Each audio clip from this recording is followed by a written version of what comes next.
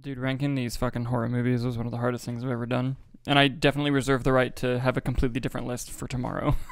It was such a pain in the ass. It was. A lot harder than I thought it was going to be. Like, when I initially made my list of like, oh, here are a bunch of horror movies I like, there were 43 movies. And I was like, son of a bitch. Mine got to 40, and then I had to cut it back from there. God. I'm going to anger a lot of people with mine, mostly because I haven't seen a lot of horror movies. Mm-hmm. I don't know. I don't know how I feel. I did originally just have Malignant 20 times. But I did too. I thought about getting a graphic and being like, all right, let's pull up my top 20, and it's just Malignant. Are you going to, like, display or add graphics or anything to it? Or, like, make a final list on the text? Or people's got to listen to remember it? Maybe. We'll see. People just going to have to listen to remember it, aren't they? Yep. Yeah, that's fair.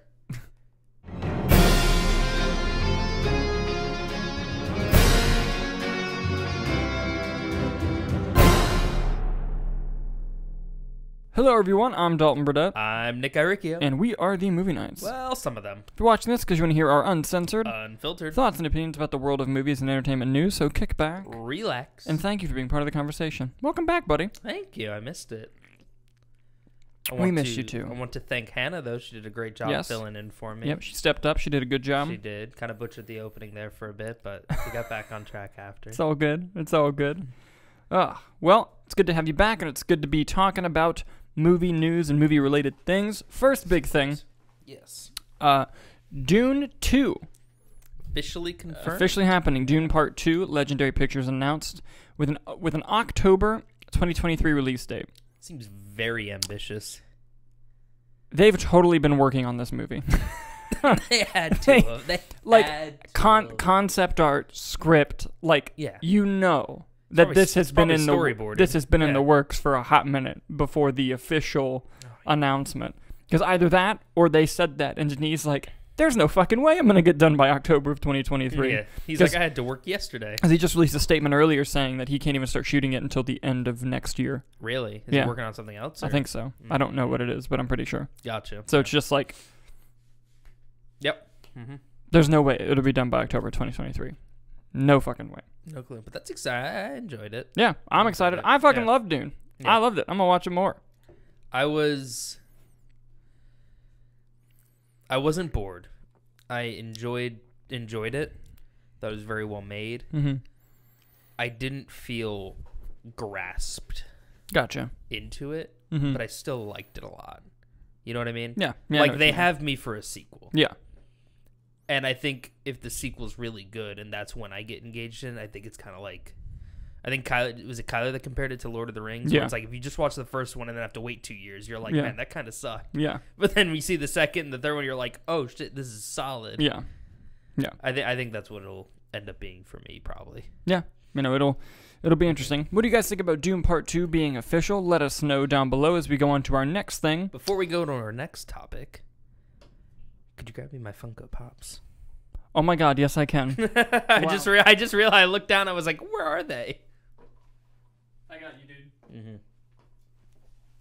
I see you added Spider-Man Black and Gold suit into the mix. Yes, I did. Is that to get hype for the movie? To get hype. Did you get any of the other ones? Nope. No? I'm waiting for when they release pops of Toby and Andrew. Did you see the hopefully they're in the movie. Did you see the context for that suit? Yes, I did. We won't talk about it on the podcast. Yeah. But I was just curious if you saw the... I did. It made immediate sense as soon as they said it. I'm like, how did I not figure that out? Yeah. Hilarious. It's pretty good. Yeah. Pretty good. I like it a lot. Yeah. That sold me on it because I think it looks terrible, personally. You know what I mean? I don't think it looks good. And then they did that. I'm like, all right. That's funny. That's funny. But yeah, sorry about the Funko Pops. Oh, you're fine. Moving on to our next story. Yes. This one made us both a little bit sad. Mm-hmm. You love James Wan. Mm-hmm. I love James Wan as well. Something that was announced a while back and then canceled last year, I believe, was this movie that he was going to make a spin-off of Aquaman. Yes. Called The Trench. About those horrific fucking looking things from the first movie. Mm-hmm. And he's a horror guy, so it's like, oh, this will be really interesting and cool. I'm excited about this. Then they canceled the project last year, and we were like, damn it. Sucks. Well, it's recently come to light. A fan was talking to him on Instagram. Mm-hmm. talking about the sequel or about Black Manta. The fan asked, "Are you gonna make a Black Manta spinoff movie?" So who doesn't want that? And James Wan said, "I'll let you in on a little secret. The canceled Trench movie was secretly a standalone Black Manta movie." And they fucking canceled it, Nicholas. Yep. Why? I would have loved to have seen a Black Manta movie. It breaks my heart. I'm curious about if they were going to market it as a Trench movie, and then you'd see it and it was Black Manta, or they were just kind of doing that so the trades didn't take off and like... Yeah, that's probably what it was. If it didn't work out, they could sweep it under the rug. That's probably exactly what they tried to do. And then like when they were not, they're like, oh yeah, no, actually this is a Black Manta movie. Someone brought up an interesting point on that. They were looking at the footage from DC Fandom, and he has like a black looking trident thing, and so people were wondering if that was gonna bridge him and Aquaman 2, and like about how he gets that trident and stuff like that. Or maybe they just couldn't flesh out all the details. I bet we see a lot of whatever he wanted to do in that movie. Aquaman 2. In Aquaman 2. Because we know we're going to get a lot more of Black Manta. Which... Yeah. He probably had a solid hour and a half, just short little Black Manta movie. Yeah. And then did Aquaman 2, was like, man, this is 2 hours. I could probably make it 30 minutes. The Black Manta mini. Like, I wouldn't be surprised if we just follow Black Manta for like 20 minutes. Yeah, that'd be awesome. Yeah. I'd be down for that. And we get more Patrick Wilson, too, so it's a win-win. Love it. Love it. Love Patrick Wilson. Love Black Manta. Yes. Yahya Abdul-Mateen, 2. Yes. Yeah. Yes. I always forget the number at the end. Yeah, 2. Really bummed that the movie isn't going to happen. However, we're still getting him in Aquaman 2. Yes. What do you guys think about this news that Trench spinoff was supposed to be a secret Black Manta movie? Let us know down below. And also, we're going to move on to our next story. Nicholas, you know I'm a big fan of Ryan Gosling. You are a big fan of Ryan Gosling. And you know I'm a big fan of cool shit. Yeah. I think the Wolfman's pretty cool. Wolfman is cool. And a while ago, we reported that Leigh Whannell is going to be writing and directing a Wolfman movie starring Ryan Gosling as the Wolfman. Yes. Slight mix-up. Or change, rather. This is an exclusive from Deadline. It's going to have a new director, and it won't be Leigh Whannell, unfortunately. But it's going to be Derek Cianfrance, sorry if I said that incorrectly, who's directed with Gosling before in The Place Beyond the Pines and Blue Valentine. Okay. Famously directed Blue Valentine, got Michelle Williams an Oscar nomination. I don't know if she won. But Deadline reads, Cianfrance steps in for Leigh Whannell, who parted ways with the project earlier this year due to scheduling. Gosling, Ken Cow, and Jason Blum are producing, and Cianfrance is penning the script, so he'll be writing and directing the film from Leigh Whannell. Okay. And with Gosling's connection to him, I wouldn't be surprised if after Leigh Whannell had to step away, that Gosling was like, I know a guy, and just, was able to make it happen, especially with his name on the producing side. But what are your thoughts on this director change-up? Did they say why he left? Was it a scheduling? It said scheduling. So not creative. Yeah. I wonder if, because he was writing directing, I wonder how far he got into it. Like if I wonder how much of it. Are they going to polish the script up a bit? Yeah, maybe. Or what? I have a feeling they're just going to start from scratch. Maybe give Leigh Whannell an EP credit if they use some of his ideas. Oh, maybe. We'll see. But it seems like a clean break. Yeah, it doesn't seem too bad. Leigh Whannell did Invisible Man, right? And Upgrade. Really liked Upgrade. You're the only human being who doesn't like Invisible Man. Was not a fan of Invisible Man. I love that movie. I want to watch it again with you. Okay. I would love that. And then you can make me watch whatever you want. Whatever you want. Malignant. I'll watch that movie all fucking day. Oh, man. I got to figure out what can I torture you with? That's a good question. Anyway. Wait, so were they just going to give Leigh Whannell all these monster movies? After Wolfman, was he just going to do Frankenstein? Some of them. Well, somebody's making a Dracula movie. I don't remember who it is, but they're doing like a Dracula movie with somebody. Oh, really? Yeah. Huh. I'm going to look into that. Will you distract the audience? I missed you all. In the comments, please let me know a movie I can make Dalton watch that would be torture for him. Jaws 3D. There we go. Listen. The Jaws sequels aren't great. I'll watch Jaws 3D. I've seen it many times. Oh, man. A 10-hour loop of Logan's death scene in Logan. Chloe Zhao is doing Dracula. All right. Yes, that's who it was. I love how she was like made that movie, right? Nomadland. Yeah. And One Big. And then she just didn't become one of these like, you know, when like someone makes it big like that and you're like, all right, this person's going to be pretentious and like be really selective. And she's like, nah, man, I'm going to go make a Marvel movie. And a Dracula movie. Give me Dracula. Fuck it. If Kevin wants me to do his Star Wars, I'll play in Star Wars. She's like, give me the toys, man. I want to like, let me get paid. Let me get paid and make cool shit. Yeah, I don't want that fucking indie money. Come on, I don't have time for that. Give me a Marvel paycheck. Yeah, no, for real. Because I know that the reason she got Nomadland was because she made a movie called The Rider, I think in 2017, and it was like just this sleeper indie hit. And then, because I used to follow Screen Junkies a bunch, and they have somebody, I don't know if she still works for them, because I haven't followed them in a while, but her name was Roth Cornett. Because she would not, and in a good way, I'm not saying it's rude, she wouldn't shut up about The Rider, and she was like, this movie is so good, and I still haven't seen it, but I remembered like The Rider, and then when Nomadland came out, she was like, this is the person that made The Rider, I bet you this movie is going to be great. And then she was on a live show when it got announced that Chloe Zhao was going to direct Eternals, and then she was like, yes, like she was like, finally they're going to give this person something. So I was like, dang, I gotta, but yeah, I never saw Nomadland. Neither have I. I'm gonna watch it before Eternals. I feel like I have to. I feel like I can't let Eternals be my first movie. Yeah, we'll get in there. I might watch The Rider too if it's streaming anywhere. We'll see. But my God, Dracula, she's just playing. Yeah, I love it. Good for her. Yeah. But moving on to our next story, this one also an exclusive from Deadline. The Val-Zod Superman project that's coming to HBO Max that will be produced by Michael B. Jordan. Yes. They now have the screenplay writers. I didn't know that it was going to be called Val-Zod. I thought they were just... Well, that's the character's name. I don't know if it's going to be... The movie's going to be called that. Oh, no. I thought that they were just making Kal-El African-American. No. It's based off of a character named Val-Zod. I did not know that. Okay, cool. Yes, of the House of Zod. Ooh. Yes. And it's going to be written by Darnell, Metayer, and Josh Peters. Their most recent script project was the new Transformers Rise of the Beasts that's coming out next year. Hell yeah. So we'll see. They've written some stuff that I've never heard of before, but it seems like it's going to be great. I think Stephen Caple Jr. is directing Transformers Rise of the Beast. He did Creed 2. Nice. I think. See, damn it, I have to look this up again now. But yes, what are your thoughts on the Val-Zod project finding new writers, and do you think, obviously this means that the project's moving forward, and it's going to be an HBO Max original, which Walter Hamada a while ago said that they're going to be doing a lot of. What are your thoughts on this project, and are you excited that it's moving forward?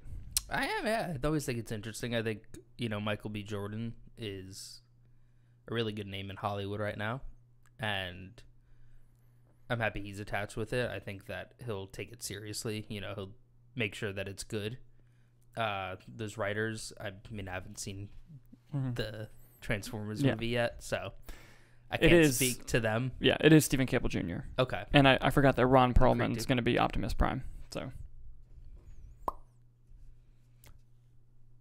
we're going to get to that in a second. I don't want to take away from this. So it's an HBO Max original? Yeah.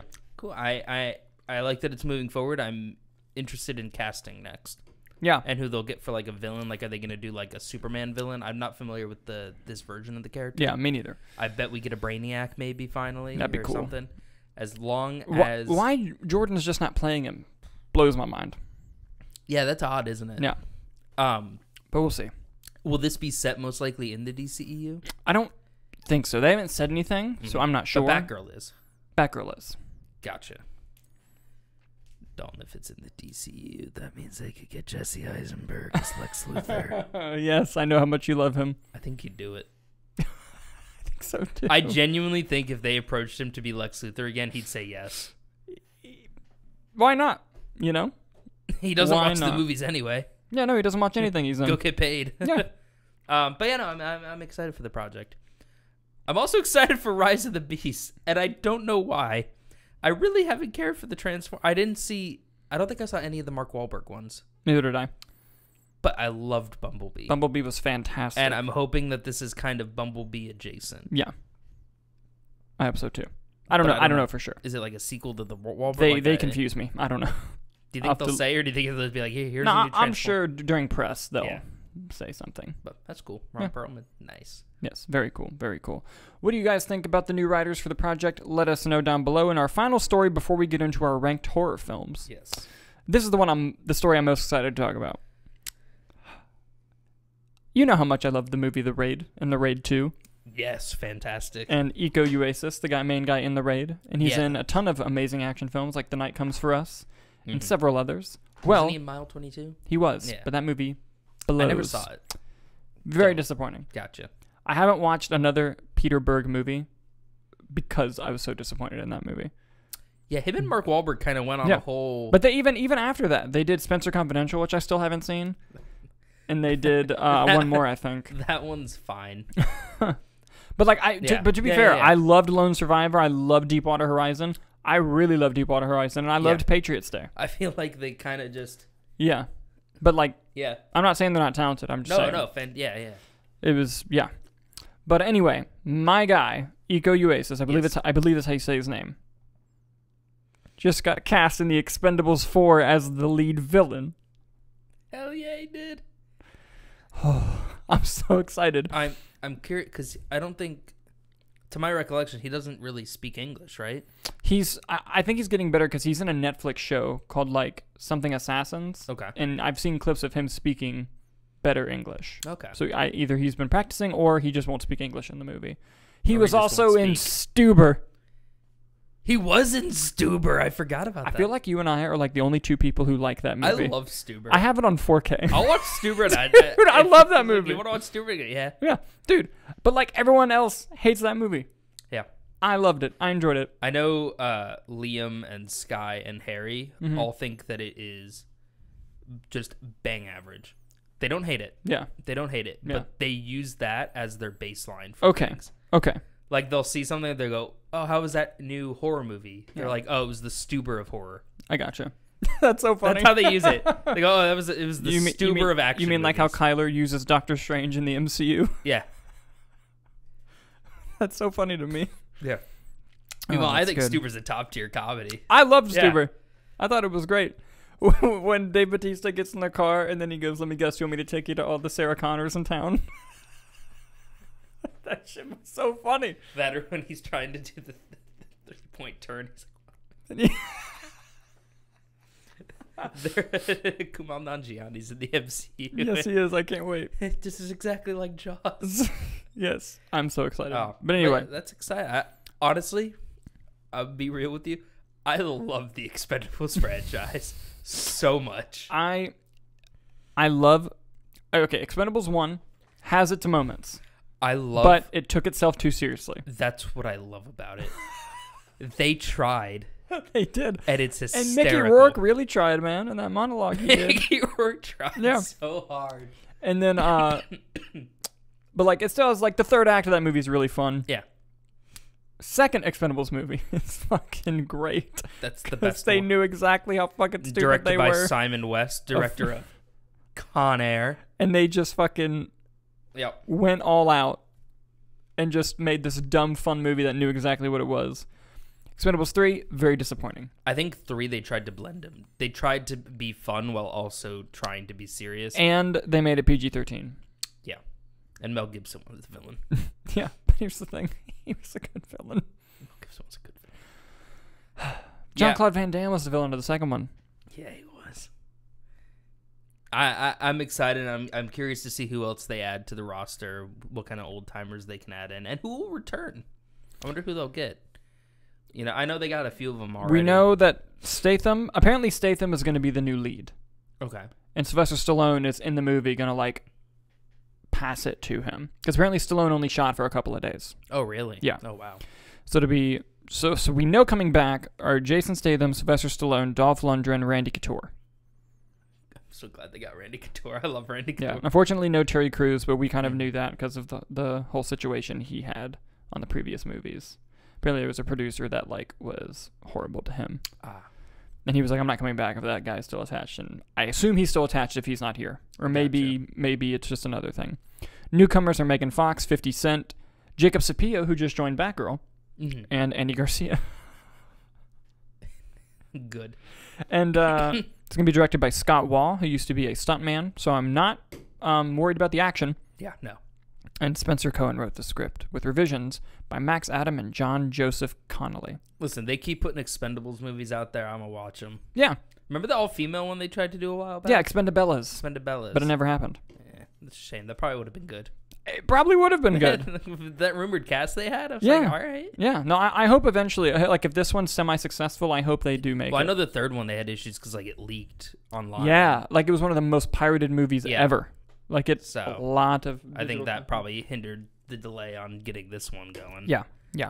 But, yeah, keep making them. I'll see them. I'm excited for it. What do you guys think about Eco Oasis joining Expendables 4? And if you haven't watched any of the Raid movies, for the love of God... watch them. They're so good. I don't know how they didn't get Nick Cage for the Expendables yet. Do you think they just don't want him? Or do you think they asked him? I don't know. Maybe he just won't do it. I'm genuinely shocked Simon West couldn't get him for 2.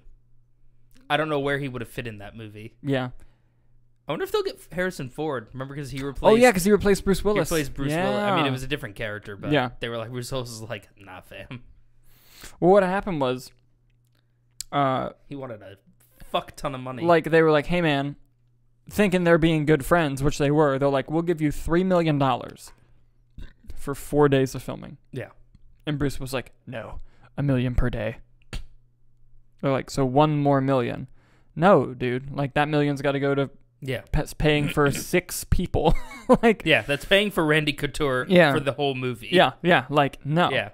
And then he was like, and then they got Harrison Ford. Yeah, what the fuck's he doing? Bruce Willis? Yeah, he hasn't had a good movie in years. Yeah, dude, he just did an interview recently where he said, I don't really like making movies. It's like, we've noticed for a while. I've gathered. Yeah. He kind of tried in Glass. But also his character in Unbreakable was just how Bruce Willis is now. Where he's just walking around like meh. I don't want to be here. Yeah. Harrison Ford had a good time. He did. I hope they get him back. That'd be good. Harrison Ford's best performance was Anchorman 2, I'll say it. You like a merchandise. I could quote that whole movie. So, it is now that time of the show where we do the rumors of the roundtable. But after that, we're going to show our top 20 horror movies for Halloween. Yes. Hit me with the rumor. Interesting rumor this week. I want to touch briefly, actually, on a news story that broke last week that you and Hannah discussed, which was the casting of Brendan Fraser as Firefly in Batgirl. I want to give my 2 cents on that and just say I fucking love it. Sold immediately. Good for Brendan Fraser. He's part of the DC family already, and he's doing more. And I love it. And a rumor kind of ties into that. Which comes from potential casting before Brendan Fraser was cast. Rumor has it that they initially offered it to Sylvester Stallone, and he turned it down. Interesting. Yeah, that is interesting. So not a rumor moving forward, but just something out there I thought was interesting. I wonder if it ties in with Expendables 4. Yeah, maybe he didn't like the script or the character or whatever be it. But yeah, apparently that was who choice number 1 was rumored to have been. Yeah, interesting. So I'm curious what they're going to do with that character in terms of Brendan Fraser. Yeah. Because Firefly doesn't look like Brendan Fraser. Yeah. I mean, he's going to have a suit, I imagine. He'll probably have a suit, or it'll be like an organization or something like that. Yeah. But, also want to provide an update on previous rumors of the roundtable. Oh, yeah, something that was confirmed to be true. It has been confirmed that Bill Murray is in fact in Ant-Man and the Wasp. Ooh. Or whatever the fuck that chair said. That new logo? Yeah. Ant-Man and the Wasp Quantum Mania. Yeah. That was funny. Good one there. I dug it. I have no idea who the fuck he's playing. Yeah. But he was just straight up like, I shot a Marvel movie. I did a Marvel movie. I really liked the director, so I was like, all right. Yeah. And then people were like, is it Ant-Man? And then he goes, yeah, that director, he made that cheerleading movie. And they're like, it is Ant-Man. What do you think? We can't look that shit up? Bring it on. Yeah, great movie. Yeah. So, I mean, it's not as bad as you remember it. I didn't know Peyton Reed made that. Yeah. That's good. Yeah. I love Peyton Reed. Same. Mandalorian finale was good. Will he be the... Wait, what'd you say? Mandalorian finale was good. Yes. Will he be the second director to complete a trilogy, or will Guardians 3 be out before then? I think Guardians 3 comes out in May, and then Ant-Man July. Gotcha. John Watts. The first person to complete an MCU trilogy. My guy, John Watts. He did it. I love John Watts. I've genuinely never seen him speak in an interview or everything, but I just fucking chills. For some reason, I just have this, I have this attachment to him. Like, if I ever got the chance to interview him, I'd be like, how's it going? I just want to let you know that, I love you. I've never met you. You know what I think did it for me? It was the photo. You know what it was? I think it was all the behind-the-scenes photos from Homecoming. Mm-hmm. One, the dude's just not on any social media. Yeah. And I think it's hysterical. And when he does post... It's hilarious. It's like when the No Way Home trailer leaked. Uh-huh. His Instagram post announcing it was 50 phones watching it. And he's as the director intended. I think it was when they started doing behind the scenes photos from Homecoming. There was just a photo of it. It was a first look, whatever. And it was him and Michael Keaton. And Michael Keaton's in the Vulture, the puffy. It was when Spider-Man goes to confront him and he webs his hand to the table. Mm-hmm. And John Watts is there and he's got headphones around his neck and a jacket, just a hoodie and jeans and Converse on. And then Michael Keaton's there and then it's with a quote, Michael Keaton just talking phenomenally about him, saying, "Oh, I had such a great time working with him. He was the reason I kind of did the movie, was just getting to know him." I'm I love this guy now. He's just vibing. Yeah, he's just chilling. He's just chilling. Love John Watts. Yes. Thank you for supplying those rumors and for confirming the Run 1 rumor. Of course. Now, ladies and gentlemen, let's talk about our top 20 horror films of all time. This list is subject to change, as I change my mind all the time, and because this was hard as shit, as we've discussed. Go ahead. All right. I'm going to do 20 through 11, and then you do 20 through 11, and then 10 through 1, 10 through 1. Yeah, that works. Alrighty. How are we doing this? Are we discussing? Are we... I'm gonna give my list, and if it's a movie that I think people may not have heard of, I'll briefly describe the movie. Okay. And then if you're shocked by any of something being low or high, let me know, and we can argue. Okay. Which is always a good time. Should we preface this by saying we kind of discussed certain things that would be typically labeled as horror via Letterboxd, but we kind of disagree with? Mm-hmm. Yes. I'll just give caveats to each personal list. Yeah. So, caveats to my list. Mm-hmm. I picked one per franchise. Okay. Because there are some horror movies in a franchise that I think both or all deserve to be on the list, but I didn't do that to put more movies on there. 1. 2, I didn't include Jaws. I didn't include Silence of the Lambs. Mm-hmm. And I didn't include Evil Dead 2. Yes.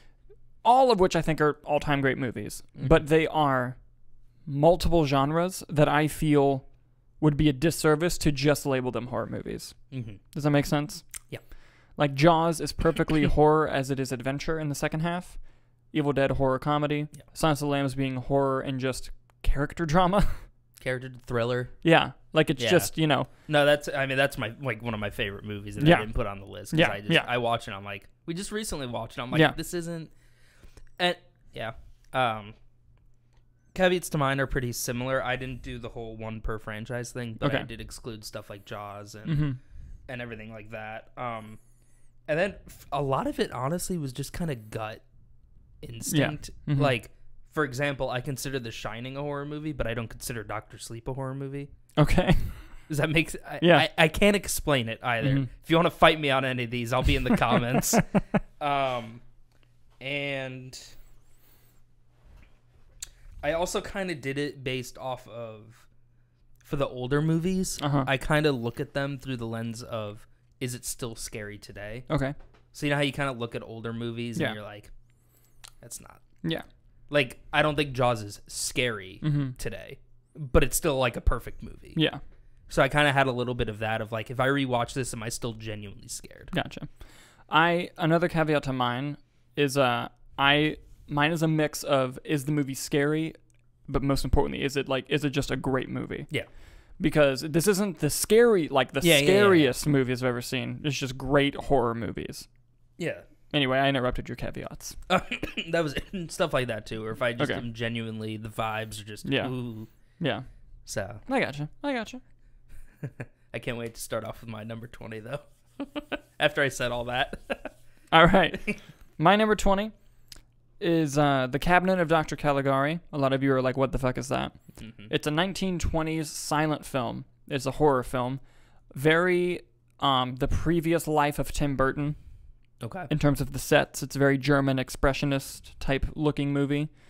And it's about this guy who goes, like, brings a carnival into town and says, like, I got a guy who can just, like, wake up and from the dead. And they're like, what? And then he, like, does it to this guy, and he starts, like, kidnapping people, women, and, like, killing them. Insane movie, and there's a big twist at the end that inspired a twist for a modern movie, but if I said the modern movie, you'd know what the twist is, so I don't want to give that away. You'll have to tell me after. But I want you to watch it. That's fair. But anyway, The Cabinet of Dr. Caligari. Look it up. It's probably streaming somewhere. And, you know, maybe you'll like it. So, yeah, that's my number 20. Number 19 is a 1960, also foreign horror film called Eyes Without a Face. This movie is about a surgeon whose daughter's in a car accident and fucks up her face. So he starts kidnapping women in the middle of the night, cutting their faces off, and trying to put them on his daughter. It's fucking creepy. That's horrifying. Yes. I don't like that. It's a very good movie, and it's on HBO Max. All right, well, I know Watch what I'm doing tonight. At least I think it is. It's on one of them, because I was recently on one of the services and saw it, and I was like, probably holy that shit. HBO Max has a substantial horror library. Yes. HBO Max is a good service. I honestly think it might be the best. Yeah. The app sucks, but the service is great. The app's terrible. Coming in at number 18, The Texas Chainsaw Massacre, the original, 1974. This film looks disgusting, but like in a good way, like it just feels gross. A lot of excellent scares, a lot of excellent setups, and just one of the best endings ever, I think. Yeah. Number 17 is Sinister, 2012, directed by Scott Derrickson. This movie scared the fuck out of me when I first saw it. Watch it. It's terrifying, and Ethan Hawke is in it, and I love him. Number 16 is the 2020 version of The Invisible Man. I loved it. I loved the movie. It was scary. It was Lee Winnell, so you get some of that cool upgrade action in there. I thought it was a genius way of revitalizing a classic monster in a completely different light. Thought it was cool. Number 15 is the original Poltergeist from 1982. Directed by Tobe Hooper or Steven Spielberg, depending on who you believe. Great movie. Oh, you don't know that whole thing? I don't. Tobe Hooper, who directed Texas Chainsaw, is the credited director of Poltergeist. The movie was written by Spielberg, and it feels very Spielbergian. And there are some people on set who claim that like Spielberg would like ghost direct the movie. Yeah. But we'll give Tobe Hooper the credit because his name's on it, and he's a good director. Poltergeist, number 15. Number 14, The Omen from 76, directed by Richard Donner. Mm-hmm. Horrific movie, terrifying movie. Basically, they think this child that's born is the Antichrist. And if you've seen the movie, the "It's all for you, Damien" part in the beginning fucking fucked me up when I watched it. That sounds horrifying. It is. And please watch The Omen. Coming in at number 13, the 1950s version of The Invasion of the Body Snatchers. The 1970s version is good too, or was the 80s, the one with Donald Sutherland. That one's good too, but this 50s one really scared me when I watched it. The themes it explores are really deep and interesting, and it is a movie that the pacing still flows very well, and you wouldn't expect it to for a type of movie like that. And it has some B-movie tropes without being a B-movie, and I think that's pretty cool. Coming in at number 12 is A Quiet Place from 2018. Mm-hmm. Fucking love that movie. And this is one that I've thought about putting higher on the list, and I might change my mind on later on, because I really, really like this movie. But A Quiet Place, excellent movie. And number 11, the original Nightmare on Elm Street. Very solid list. Which is a great movie. Some of it doesn't age all that well, but still, the whole idea and the execution of the idea of somebody who haunts your fucking dreams, and the whole backstory to Freddy Krueger that they reveal in the movie, which is not expected.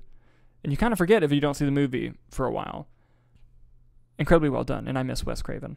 So that is my 20 through 11. Nick, hit me with yours. All right, so our lists are going to be very different, mostly because I haven't seen a lot of classic horror movies, like Exorcist, Poltergeist, Omen, which I'm sure which I'm sure, having had seen them, yeah, they would easily make the list because they are still talked about to this day. Do you want me to do the years as well? Say the years? Only if you feel like it. You don't have to. I think I can. All right. Here we go. All right. Coming in at number 20. Should I look at you or the camera? How did you? However you want. I did both. You did both. All right. Coming in at number 20. 1989's Friday the 13th Part 8, Jason Takes Manhattan. Jesus Christ. I watch that movie every year. It is so good. It is the best Friday the 13th movie. Dalton, the movie's like an hour and a half long. Yeah. It's called Jason Takes Manhattan. An hour and 10 minutes, they're on a boat. They're in Manhattan for 10 minutes, and then there's credits. But he took Manhattan. And I don't know that one I watch, and it's just that one's more of the campy horror fun that I'm just gonna have a good time watching this. Yeah. Some of the other Friday the 13th I just found boring, like they're just bad sequels. Yeah, that one just entertains me. Number 9, I'll fight you in the comments. I'll be there. Meet me in the comments 3 p.m. Coming in at number 19, I have 2016's Lights Out, directed by David Sandberg. Great movie. That movie is creepy as hell, and I dig it. Coming in at number 18, we have 1982's The Thing. Okay. I, 1, love Kurt Russell. 2, love the director of that one, who is... John Carpenter. John Carpenter, yes, I knew that. You might see that movie pop up on my list. Ooh, perhaps. I dug the whole creepy atmosphere vibe. There are a few jump scares in it, but I think that the movie, just the ominousness of the movie, worked really well. And the practical makeup. Yeah. So 2019, 18. So coming in number 17, I have the first Saw movie. James Classic. Wan, our Can't boy. beat it. Our boy James Wan. And Lee Whannell. We both agreed not to put Malignant on our lists.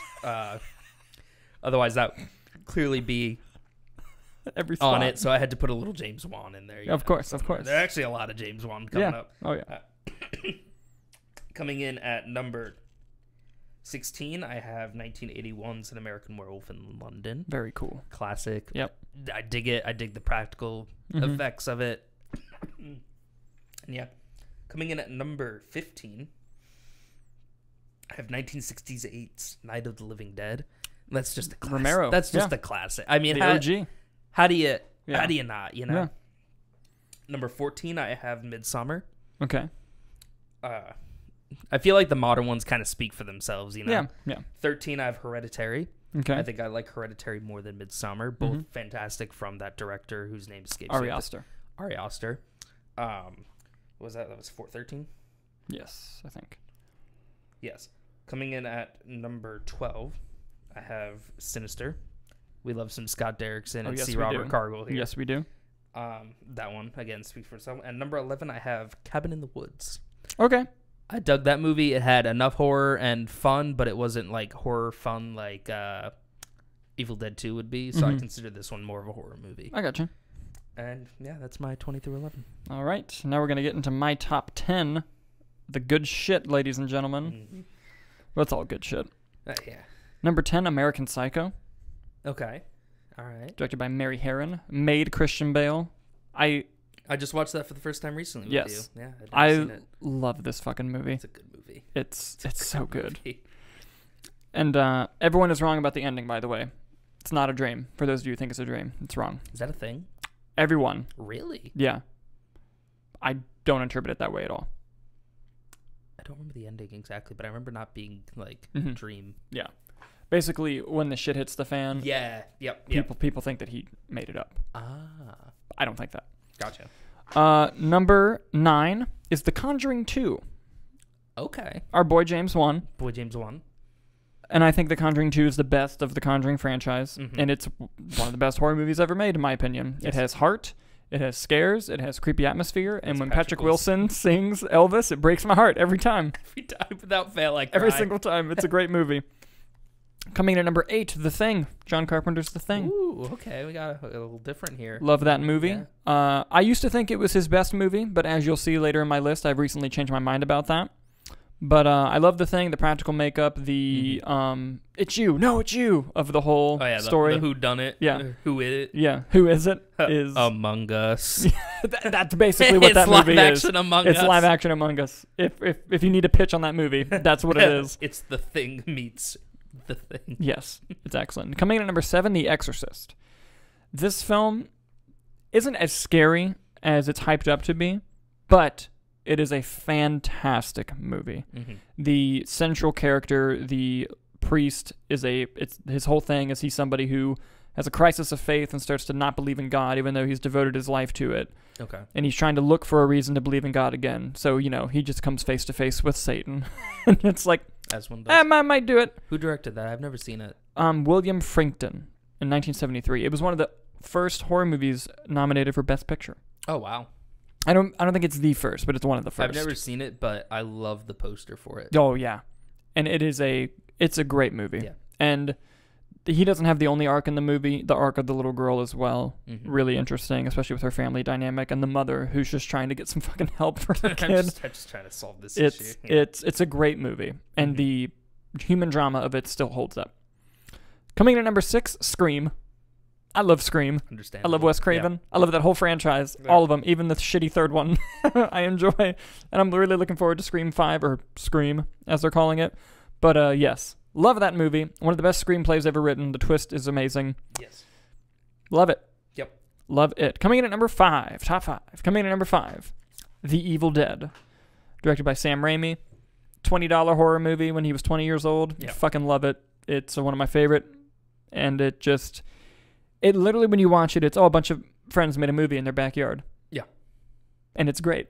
Yeah. The stuff he does with the camera in that movie, insanity. Like, whether you're going over the ceiling boards, whether it's Bruce Campbell wiping his foot across the camera and it becomes a transition, just stuff like that. It's insane that he was able to do that on that low budget. Coming in at number 4. 1978's Halloween, the original, which I've officially accepted is better than The Thing. It's a fantastic movie. It sets up this whole atmosphere that Michael Myers could always be watching you, and you just constantly feel creeped out and unsettled, like for the entirety of the runtime. And it still has some jump scares that hold up. Yeah. And just the overall concept of, is he a human or is he something more? The pure embodiment of evil, as the doctor would say. I like that movie a lot. Very good movie. Coming in at number 3, The Shining. Stanley Kubrick. It's Kubrick. He's the man. That film, like Halloween, sets up creepy atmosphere, but it also is about a family that already wasn't doing well. Mm-hmm. Like, there's clearly some type of abuse going on. There's something off. And then you put them in this situation where they're isolated in this hotel, and the boy has special powers.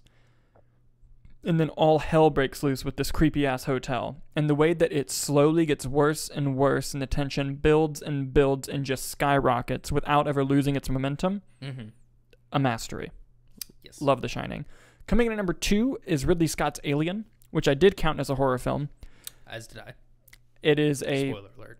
It is a fantastic movie. This is my number 2 horror film, and I think Alien is one of the movies that is a perfect movie. As do I think the number 1 movie on this list is. But there are very few movies I would consider, that's a perfect movie. Alien is a perfect movie. It's slow-building story, it's characters, it's sense of urgency, it's isolation. Amazing. The hands. The alien hands that you hate. That is the most horrifying. Was that in Aliens 2? That was the first one. It was the first one that you see? Mm-hmm. Yeah. It's terrifying. I don't like it. And Ellen Ripley, one of the greatest movie characters ever. Yes. And coming in at number 1, Alfred Hitchcock's Psycho. I love that movie. It is an amazing story, an amazing script, amazing performance by Anthony Perkins, amazing performance by Janet Leigh and all the other people in that movie. The way that it starts off as one story, flips you on your head into now this is the story, and it does the perfect Hitchcockian thing of giving the audience information, but not the characters. So the whole time you're in a tense situation, and the way it's able to change motivations to who you want to win in this movie, and the twist is still amazing. and the human drama and the dialogue, especially the dialogue, still hold up as being creepy and atmospherically weird. Mm-hmm. And there's just something off the whole movie, and you can't quite put your finger on it in terms of how it feels. And then once everything's revealed, you're just like, oh, that must have been it. But how did they make you feel like something was wrong without making you feel like? And it's, I haven't seen that. Yeah, I know. It drives you insane. Yeah. We're going to watch it soon. Mm-hmm. I will make you watch it soon. But yes, Psycho, my number 1 favorite horror movie. Give me your 10 through 1, Nicholas. All right. Coming in at number 10, we have Get Out. Great movie. Yes. Coming in at number 9, we have Us. Another great movie. Yep. Yeah, I think Jordan Peele is just... Oh, he's amazing. Insane. Like I said, there were 43 movies on my original list. Yeah. What's his next movie? Nope. Yeah. If that one's equally as good as these, I mean, he's one of the greats. He's one of the great. I mean, I think I would already consider him. Yeah. But yeah. That was number 9. Number 8, I have Alien. Number Beautiful. 7, I have the Texas Chainsaw Massacre. Okay. Number 6, I have Scream. So our Screams were exactly the same. Look at that. Now we're into the top 5. Number 5, I have the original Halloween. Okay. Agree with everything you said about it. Mm-hmm. Number 4, I have The Shining. Again, agree with everything you said about it. Number 3, I have the first Conjuring movie. Okay. The whole franchise. I mean, 3 was fine, but 1 and 2 are just James Wan is. Yeah. James Wan's a master. Yeah, he is. He's the master of modern horror. Yes, without a doubt. Number 2, I have The Evil Dead. Mm-hmm. Love me some Bruce Campbell. Love me some Sam Raimi. Yeah. You know. Number 1, I have The Conjuring 2. That movie rules. That is, without a doubt, one of the greatest horror movies. Yeah. I can watch that at any moment. Yeah. You know, sometimes you have to be in the mood for horror. Mm-hmm. If you said Conjuring 2, I'm there. Yeah. Easy. Patrick Wilson, love it. Mm-hmm. Yeah. And yeah, that is my list. Awesome. So let's go through 20 through 1 and just do our whole list. I'll go first. My list goes as follows. Number 20, The Cabinet of Dr. Caligari. Number 19, Eyes Without a Face. Number 18, Texas Chainsaw Massacre. Number 17, Sinister. Number 16, The Invisible Man. Number 15, Poltergeist. Number 14, The Omen. Number 13, Invasion of the Body Snatchers. Number 12, A Quiet Place. Number 11, A Nightmare on Elm Street. Number 10, American Psycho. Number 9, The Conjuring 2. Number 8, The Thing. Number 7, The Exorcist. Number 6, Scream. Number 5, The Evil Dead. Number 4, Halloween. Number 3, The Shining. Number 2, Alien. And number 1, Psycho. Nicholas. Number 20, Friday the 13th, Part 8, Jason Takes Manhattan. Number 19, Lights Out. Number 18, The Thing. Number 17, Saw. Number 16, An American Werewolf in London. Number 15 is Night of the Living Dead. Number 14 is Midsommar. Number 13 is Hereditary. Number 12 is Sinister. Number 11 is Cabin in the Woods. Number 10 is Get Out. Number 9 is Us. Number 8 is Alien. Number 7 is the Texas Chainsaw Massacre. Number 6 is Scream. Number 5 is the original Halloween. Number 4 is The Shining. Number 3 is The Conjuring. Number 2 is The Evil Dead. And number 1 is The Conjuring 2. And number 1 is Malignant. 1 through 20 is Malignant. But yes, thank you guys for listening to our list of our favorite horror movies. Like I said, they could all be different tomorrow. Yep. And like I said, I didn't think the list was going to be hard. Yeah. And then you start. And then I start. Yep. And then I had 43 movies and I was like, fuck. And then as I was eliminating movies, I was adding movies. Yeah. That I'd forgotten about. And I was like, God damn it. So we got to do this every year and see if it updates as new movies come out. And like maybe a movie grows on you over a certain period of time and you like it more. Like, dude, the last movies I cut were the Jordan Peele movies. That's a tough decision too. Yeah. Like I remember I got to 43 movies and the first movie I cut was Saw. Yeah. And I love Saw. And I was like, this is going to be fucking hard. Yeah. As soon as I did that. So yeah. Anything else you want to add? We're going to do a Christmas edition? It's just Die Hard on all the spots. It is Die Hard. You know what one of my favorite Die Hard movies is? 3? No. Oh. Home Alone. There's so many. It's a Die Hard movie. I think we could do at least a top 10 with Christmas movies. We probably could. I think easily. Yeah. For sure. I think we'd have to figure out what quantifies a Christmas movie. Because I'm putting I mean, I'm putting Die Hard. I'm putting Iron Man 3. I'm putting Predator. I'm putting... We're like the only people in the universe who like that Shane Black Predator movie. I thought that was a Halloween one. It was Halloween. Yeah. Damn it! We could have put it on here. I mean, Die Hard. Yeah. I think. Definitely. Iron Man 3, I guess. No, Iron Man 3 doesn't count. It's There's not. one scene that takes place. Yeah, Die Hard is like central. Like Yeah. Christmas is a theme. Die Hard is a Christmas movie to me. Yeah. Home Alone. I mean, Christmas Vacation. Yeah. We get into it. The actual stuff, but yeah. But yeah. Thank you guys so much for checking us out. We'll see you on Tuesday with the next weekend's box office. Wonder how Last Night in Soho is going to do, which we're seeing tonight. Yes. And, also, we're going to be at the Orlando Film Festival, covering stuff for The Local, which is going to play there, our film. Mm-hmm. You'll see a bunch of social media posts on there, and I might put it in the little community tab on YouTube as well. If you are an audio listener, thank you, and also subscribe to us on YouTube. And if you're subscribed on YouTube, thank you. And if it's more convenient, listen to us on your podcasting app of choice. Thanks, everybody, for watching, and we'll see you next time.